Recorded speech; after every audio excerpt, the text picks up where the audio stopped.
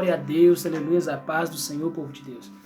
Quero aqui compartilhar com vocês um estudo, um ensino, amém?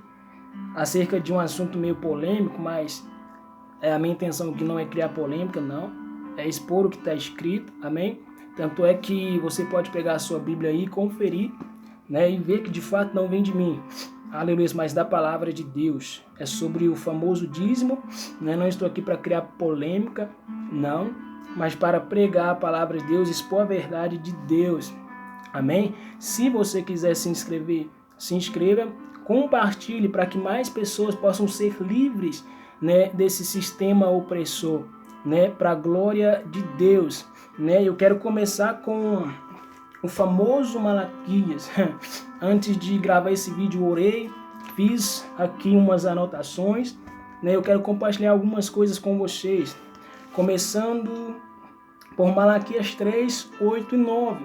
Né? Malaquias 3, a palavra que o povo pega para defender isso. Vamos para Malaquias 3, 8, que diz assim: roubará o homem a Deus, todavia vós me roubais e dizeis, em que te roubamos? Nos dízimos e nas ofertas. Aleluia. Com maldição sois amaldiçoados, porque me roubais a mim, vós toda a nação. Aqui Deus está falando que existe um povo, uma nação que está roubando ele. E a pergunta é: que nação é esta?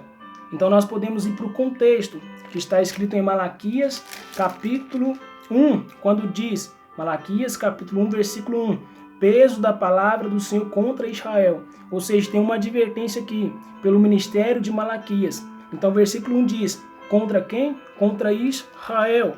Então Malaquias 3, quando fala que toda nação está roubando de Deus, é a nação de Israel. Não tem nada a ver com a igreja hoje, a igreja gentílica. Amém? E no versículo 9 diz assim, com maldição sois amaldiçoados, porque me roubais a mim. Então aqui existe uma maldição, porque o povo estava deixando de dizimar, certo? Mas aqui não é a igreja que está sob maldição. Por quê? Porque biblicamente em Gálatas 3, versículo 13, diz o seguinte. Gálatas 3,13 diz o seguinte: Cristo nos resgatou da maldição da lei, fazendo-se maldição por nós, porque está escrito, maldito todo aquele que for pendurado no madeiro. Então não existe essa de pegar Malaquias 3, versículo 9, e dizer que a igreja hoje gentílica é amaldiçoada por não dizimar. Porque na nova aliança em Gálatas, onde o sangue de Cristo já havia sido derramado, há uma palavra linda que diz que Cristo já nos resgatou da maldição da lei. Então não caia nessa, né, dos líderes que estão sujeitos a dizer que você é amaldiçoado se você não dizima. Não. Leia aí Gálatas 3,13 e verás que você não está debaixo da maldição. Porque Cristo tornou maldição no teu lugar. Amém? E sem falar que Gálatas 4:31 diz, de maneira que, irmãos, somos filhos não da escrava, mas da livre. No contexto aqui, a Bíblia aponta uma alegoria, né, de Sara e Agar representando as duas alianças, a lei e a nova aliança. Sara representando o novo pacto de Deus e Agar, né, representando a velha aliança. E a Bíblia fala no versículo 31 de Gálatas 4, de maneira que, irmãos, somos filhos não da escrava, mas da livre. Então entenda isso. Você é filho da livre se de fato você está vivendo o novo pacto, na nova aliança. Amém? E no contexto disso, Paulo vai dizer no capítulo 5, versículo 1, estais, pois, firmes na liberdade com que Cristo nos libertou, e não torneis a meter-vos debaixo do jugo da servidão, que julgo é esse? A lei. Então Paulo está dizendo, ó, vocês não precisam mais se submeter a esse jugo. Amém? Olha só o que diz em Atos capítulo 15. Atos 15, versículo 10. Agora, pois, por que tentais a Deus, pondo sobre a serviço dos discípulos um jugo que aponta para a lei, que nem nossos pais, nem nós podemos suportar? Entende? Esse jugo não é mais necessário. Não tornai-vos a se submeter sobre um jugo de escravidão. Amém? Glória a Deus. É a Bíblia quem está dizendo. Confere aí. Atos capítulo 15, versículo 10. E voltando a Malaquias 3, há uma promessa aqui, ó. Se vocês trazerem, aliás, tragam, né? Se eu não vos abrir as janelas do céu e não derramar sobre vós uma bênção tal, que dela vos advém a maior abastança. É simples. O que abrir as janelas do céu aqui? É derramar a chuva. Entende? E mais, por causa de vós repreenderei o devorador. Que devorador? Gafanhotos. Amém? Entende? Não tem nada a ver com o que o povo pode dizer aí fora. Não tem nada a ver. Para te impor medo, eles podem falar absurdos. Mas a Bíblia te liberta da maldição da lei. A Bíblia, segundo Gálatas 3, te livra dessa maldição. E o devorador aqui é gafanhotos. Amém? Olha só o que está escrito em 2 Coríntios, capítulo 3, versículos 6 e 7. O qual nos fez também capazes de ser ministros do Novo Testamento, não da letra, mas do Espírito. Porque a letra mata, o Espírito vivifica. Vamos por parte aqui um pouco. Que letra é essa? Entende? Vamos no contexto. Versículo 7. E se o ministério da morte, gravado com letras em pedras... Opa, peraí. O que foi gravado com letras em pedras? O que Moisés recebeu, os 10 mandamentos. Então entenda isso. E se o ministério da morte, gravado com letras em pedras, veio em glória, de maneira que os filhos de Israel não podiam fitar os olhos na face de Moisés, por causa da glória do seu rosto, a qual era transitória, versículo 8. Como não será de maior glória o ministério do Espírito? Então entenda isso. Nós podemos sim ser ministros do Novo Testamento, não da letra, mas do Espírito. Amém? Do Espírito. A letra que mata aqui, amém? Não é o que o povo está dizendo, e a letra mata, eu não posso, sabe? Não tem nada disso. A letra aqui é a lei, Moisés recebeu, entendeu? É isso. A lei, a letra, a lei. Amém? Glória a Deus. Abre sua Bíblia aí e confere comigo Êxodo 34, versículo 29, e veja que letra é essa. Amém? Abre sua Bíblia, gente, para de ser enganado. Amém? Gênesis capítulo 34, versículo 29. E aconteceu que, descendo Moisés do monte Sinai, quem está descendo? Moisés do monte Sinai. Aleluias. E Moisés trazia as 2 tábuas do testemunho em sua mão, quando desceu do monte. Moisés não sabia que a pele do seu rosto resplandecia, depois que o Senhor falara com ele. Então olha aqui, o que Moisés tinha nas mãos? As 2 tábuas do testemunho, os 10 mandamentos. Então a letra que mata aqui é simplesmente a lei. A letra mata, mas o Espírito vivifica. Amém? Nós não estamos debaixo da lei, não, mas debaixo da aliança de Cristo que dá vida ao homem. Uma prova disso é que no Novo Testamento Pedro vai pregar, certo? Cerca de 3.000 almas vão se render a Deus. Por quê? Porque o ministério do Espírito vivifica. Enquanto a lei matava, Deus veio trazer uma nova aliança, certo? Onde o Espírito é quem vivifica, é o Espírito quem dá a vida. Amém? Então essa letra aqui é a lei dada a Moisés. Amém? A lei, os 10 mandamentos. E entenda isso, que a doutrina do dízimo está em Deuteronômio 14, versículo 22 a seguir. Certo? Não é Malaquias 3 que o povo pega hoje isolado, né? E através disso, muitos podem se enganar, se sentirem pressionados a dizimar. Por quê? Porque se não está dizimando, para muitos, está pecando. E não é isso que a Bíblia mostra. Amém? A doutrina do dízimo, se você quer ser coerente com ela, faz o que está em Deuteronômio 14. Amém? Se você quiser ser coerente.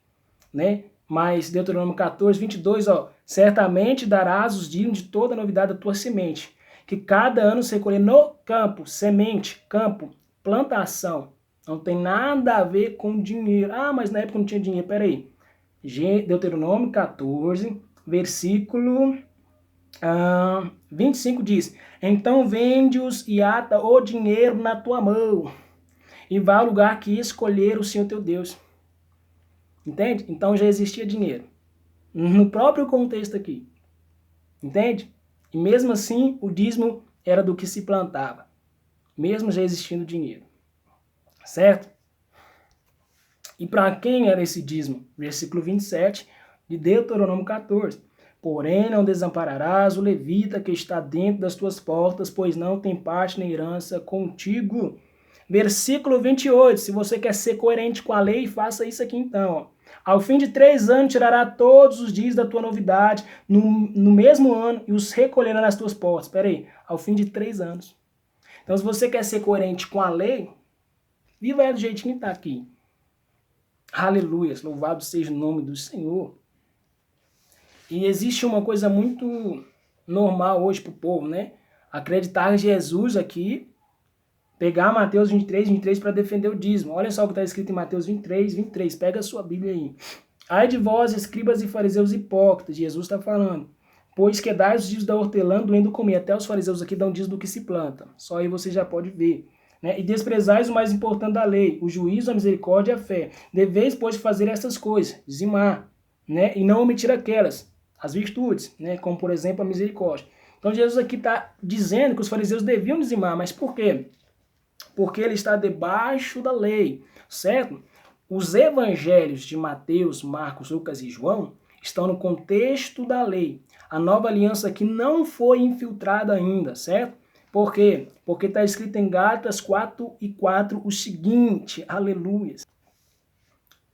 Gálatas 4:4, mas vindo a plenitude dos tempos, Deus enviou seu filho, nascido de mulher, nascido sob a lei. Então, peraí. Deus enviou seu filho aonde? Nascido sob a lei, debaixo da lei. Então, Cristo ali, quando dizia para os fariseus, vocês devem dizimar, é porque ele ainda, como um bom judeu, respeitava a lei, certo? Tocando nesse assunto, sendo Cristo um bom judeu, muitos podem defender, se ele era um bom judeu, ele dizimava. Me prova. Porque se era fruto da terra o dízimo, Jesus sendo carpinteiro, como ele dizimaria?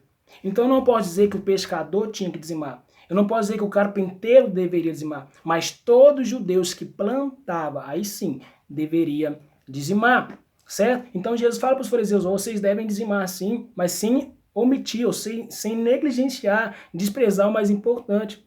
Por que ele está falando? Porque ele está no contexto da lei, certo? No contexto da lei.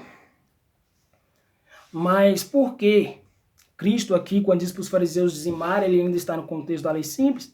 Porque o sangue ainda não havia sido jorrado.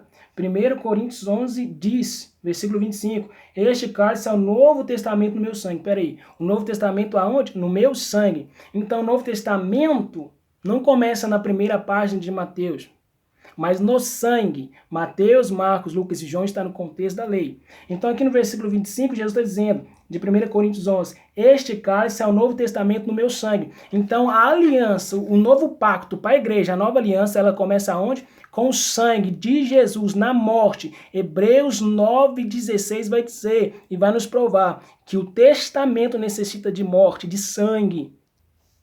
Hebreus 9:16 diz, porque onde há testamento, necessário é que intervenha a morte do testador. Peraí, para ter testamento alguém tem que morrer. Jesus ali para os fariseus estava vivo, gente. Falando, é uma coisa tão simples. Entende? Então, para que haja testamento é necessária a morte. Então, Cristo falando para os fariseus vivo, obviamente. Certo? Versículo 17. Porque um testamento tem força onde houve morte. Então, Cristo ali falando para os fariseus ainda não foi para a cruz. Então, a nova aliança não está sendo infiltrada. Certo? Ou terá ele algum valor enquanto o testador está vivo? Jesus Cristo está vivo. Então, como a aliança tem valor? Se o sangue não foi jorrado, se a morte de Cristo ainda não aconteceu. Então, Jesus respeitava a lei. Então, dizia para os fariseus, vocês devem dizimar. Certo? Estava no contexto da lei. Tanto é que Jesus, quando curava aquele leproso de Mateus 8, ele falava, vai apresentar o sacerdote. Por quê? Porque ele estava debaixo da lei. Certo? Ele não tinha ido para a cruz. Então, era necessário ele cumprir a lei, certo? Ele cumpriu a lei, certo? Ele cumpriu a lei. Eu e você não é capaz de cumprir toda a lei. Leia Romanos capítulo 8, certo? Leia Romanos capítulo 8. E outro exemplo de Jesus sendo um bom judeu que respeitava a lei está em Lucas 2, quando ele é circuncidado, né? A circuncisão, 8 dias e tal, a oferta, né? Vamos ler aqui que fica melhor. Lucas capítulo 2, não vem de mim, vem de Deus. Amém? Receba. Glória a Deus. Aleluia. Lucas capítulo 2, versículo 21 em diante. E quando os 8 dias foram cumpridos para circuncidar o menino, Jesus, foi-lhe dado o nome de Jesus, que pelo anjo lhe fora posto antes de ser concebido. Peraí, o menino ia ser o quê? Circuncidado. Se Jesus é um bom exemplo de dizimista, por que não ser um bom exemplo de circuncisão para os dias de hoje? Ele também circuncidou, né?